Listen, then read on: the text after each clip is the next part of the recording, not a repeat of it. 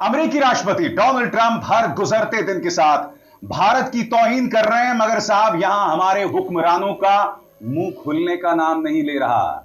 न विदेश मंत्री कुछ कह रहे हैं, न वाणिज्य मंत्री कुछ कह रहे हैं, और प्रधानमंत्री नरेंद्र मोदी तो आप जानते हैं कब अपना मुंह खोलते हैं।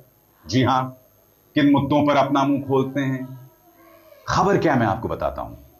पाकिस्तान के प्रधानमंत्री इस वक्त अमेरिका में हैं और उनके स्वागत से पहले डोनाल्ड ट्रंप कहते हैं कि पाकिस्तानी प्रधानमंत्री एक महान नेता हैं। उनके फील्ड मार्शल जनरल असीम मुनीर महान हैं। कौन असीम मुनीर? पाकिस्तान के जिहादी जनरल। मगर खबर यहां तक सीमित नहीं है दोस्तों, इस खबर पर गौर कीजिए। डोनाल्ड ट्रंप ने क्या कहा है आप जानते हैं? यहां पर सरल शब्दों में कहा जाए तो अमेरिकी राष्ट्रपति ने कहा है कि दवाई उद्योग पर मैं जबरदस्त टैरिफ लगाऊंगा, जबरदस्त शुल्क लगाऊंगा, खासतौर से वो उद्योग जो अमेरिका में ऑपरेट ना कर रहे हों। और आपको अंदाजा नहीं है दोस्तों, इसका असर भारत के दवाई उद्योग पर क्या पड़ने वाला है। भारत के दवाई उद्योग की कमर टूट सकती है। यह अपने आप में बहुत मायने रखता है। सबसे पहले सुनिए, अमेरिकी राष्ट्रपति पाकिस्तानी प्रधानमंत्री की भूरी भूरी प्रशंसा कर रहे हैं। I'm very disappointed in President Putin. I thought I solved 7 wars. In fact, we have a great leader coming. We have the Prime Minister of Pakistan coming and the Field Marshal. Pakistan Field Marshal is a very great guy, and so is the Prime Minister, both. And they're coming, and they may be in this room right now. I don't know, because we're late. And I said maybe they'd like to join the. They actually may be somewhere in the beautiful Oval Office. Yeah. Please. कौन सी film का dialogue है? कब खून खौलेगा तेरा फैजल। मैं आपको बतलाना चाहता हूं कि वो क्या कह रहे हैं आपके स्क्रीन पे। मैं राष्ट्रपति पुतिन से बहुत निराश हूं। मुझे लगा कि मैंने 7 युद्ध देखे हैं। दरअसल हमारे पास एक महान नेता आ रहे हैं। हमारे पास पाकिस्तान के प्रधानमंत्री और फील्ड मार्शल आ रहे हैं। पाकिस्तान फील्ड मार्शल बहुत महान व्यक्ति हैं और प्रधानमंत्री दोनों भी, और वे आ रहे हैं। और हो सकता है वे अभी इस कमरे में हो, मुझे नहीं पता, क्योंकि हमें देरी हो गई। और मैंने कहा कि शायद वे शामिल होना चाहेंगे। वे दरअसल खूबसूरत ओवल ऑफिस में कहीं हो सकते हैं। मैं फिर आपसे पूछना चाहता हूं दोस्तों, हो क्या गया है? यह वो अमेरिका है जिसने कभी भी पाकिस्तान की इस तरह से तारीफ नहीं की। यह व्यक्ति पाकिस्तान के प्रधानमंत्री को महान व्यक्ति बता रहा है, पाकिस्तान के जिहादी जनरल की भूरी भूरी तारीफ कर रहा है। मैं फिर आपसे पूछना चाहता हूं, जब आपका फोकस एक व्यक्ति को विश्व गुरु बनाने पर हो तो यही होता है, यही होता है और इसके अलावा कुछ नहीं।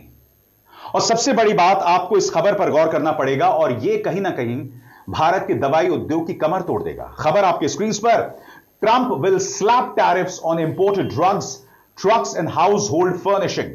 सरल शब्दों में खबर क्या है आपकी स्क्रीन पर? ट्रंप ने गुरुवार को ऐलान किया कि अमेरिका कुछ चीजों पर भारी भरकम टैक्स लगाने जा रहा है, जिसमें दवाइयां, बड़े ट्रक यानी सेमी ट्रक्स, किचन कैबिनेट और फर्नीचर शामिल हैं। ये इंपोर्ट टैक्स 1 अक्टूबर से लागू होंगे।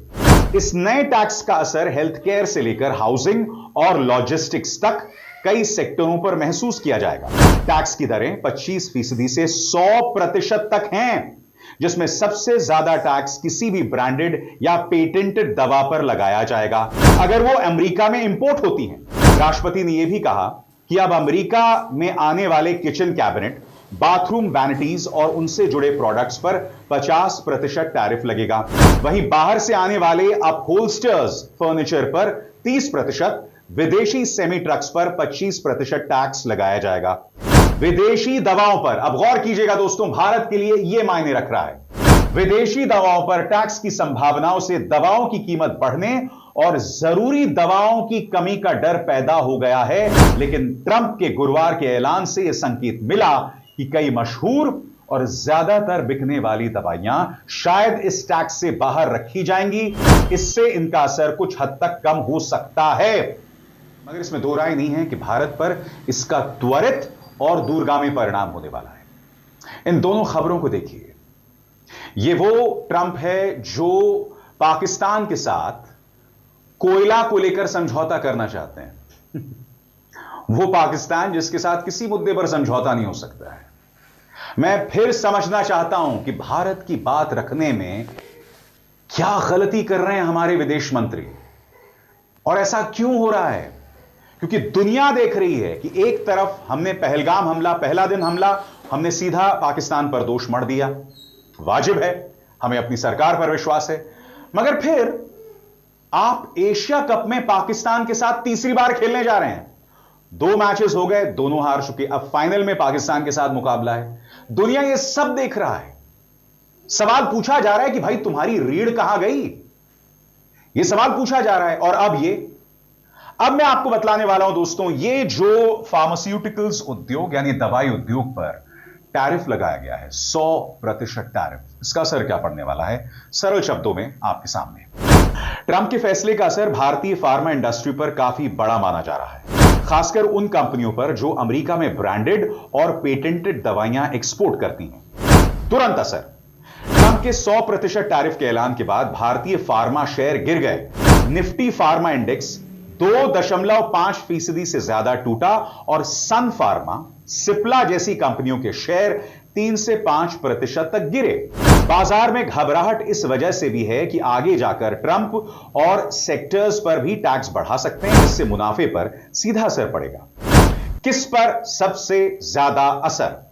यह टैरिफ ब्रांडेड और पेटेंटेड दवाओं पर है, जेनेरिक दवाओं पर अभी लागू नहीं है। भारत से अमेरिका को जाने वाले ज्यादातर निर्यात जेनेरिक दवाओं का ही है। सन फार्मा, डॉक्टर रेड्डीज, बायोकॉन और ऑरबिंदो जैसी कंपनियों जिनके ब्रांडेड ड्रग्स या बायोसिमिलर्स अमेरिका में बिकते हैं, सबसे ज्यादा रिस्क में है, खतरे में। जिन भारतीय कंपनियों के अमेरिका में मैन्युफैक्चरिंग प्लांट बन रहे हैं, उन्हें छूट मिल सकती है। अब इसका बड़े स्तर पर क्या असर पड़ने वाला है दोस्तों? आपके स्क्रीन पर बड़े स्तर पर असर। अमेरिका भारत के लिए सबसे बड़ा फार्मा मार्केट है।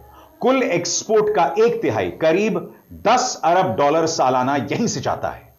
अभी जेनेरिक्स बचे हुए हैं, आम दवाएं बची हैं, लेकिन एक्सपर्ट्स चेतावनी दे रहे हैं कि भविष्य में उन पर भी टैक्स लग सकता है। इससे भारतीय कंपनियों पर दबाव बढ़ेगा कि वे अमेरिका में ही प्रोडक्शन शुरू कर दें, जिससे लागत बढ़ेगी और समय भी ज्यादा लगेगा।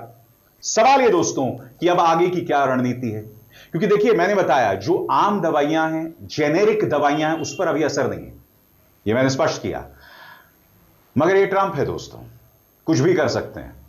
तो बड़ा प्रश्न, आगे की रणनीति गौर किया जाए। इंडस्ट्री यानी उद्योग अभी लैटिन अमेरिका और अफ्रीका जैसे नए बाजारों में जाने की सोच रही है ताकि अमेरिका पर निर्भरता कम हो। फिलहाल जेनेरिक्स बच जाने से थोड़ी राहत है, लेकिन बाजार में अनिश्चितता और निवेशकों का भरोसा दोनों ही कमजोर हुए हैं। कुल मिलाकर भारत की फार्मा कंपनियों को छोटे समय में झटका लगेगा और लंबी अवधि में उन्हें अमेरिका के भीतर प्रोडक्शन बढ़ाने पर मजबूर होना पड़ सकता है। जेनेरिक दवाएं अभी तो सुरक्षित हैं, लेकिन भविष्य में हालात बदल सकते हैं। मैं आपसे फिर पूछ रहा हूं, यह सब क्यों हो रहा है? कहीं ऐसा तो नहीं कि भारत को आखिरकार डोनाल्ड ट्रंप की तमाम बातों को मानना पड़ेगा? क्योंकि देखिए, प्रधानमंत्री नरेंद्र मोदी ने कुछ दिनों पहले क्या कहा था कि मुझे एक बहुत बड़ी निजी कीमत, पर्सनल कीमत चुकानी पड़ेगी। अब आप जानते हैं, प्रधानमंत्री के परम मित्र, उनके खिलाफ अमेरिका की एक अदालत ने गिरफ्तारी वारंट जारी किया हुआ है। अब मैं नहीं जानता हूं दोस्तों, उस केस को लेकर भारत कौन सी कीमत चुकाएगा। यह अपने आप में बहुत मायने रखती है। और सबसे बड़ी बात, हमारे यहां वो सरकार है जहां अपने आप को विश्व गुरु पेश करना, किसके आधार पर? एनआरआईज को सामने इकट्ठा कर लो, मोदी मोदी मोदी करवा लो और आप विश्व गुरु बन गए। ऐसा नहीं होता है, ऐसा कभी नहीं होता है। भारत की विदेश नीति को ऐसी चुनौती कभी नहीं आई, क्योंकि कहीं ना कहीं अमेरिकी प्रशासन समझ रहा है, उस खोखलेपन को देख रहा है, हमारी इस सरकार के खोखलेपन को देख रहा है, जो अपने आप में बहुत शॉकिंग है।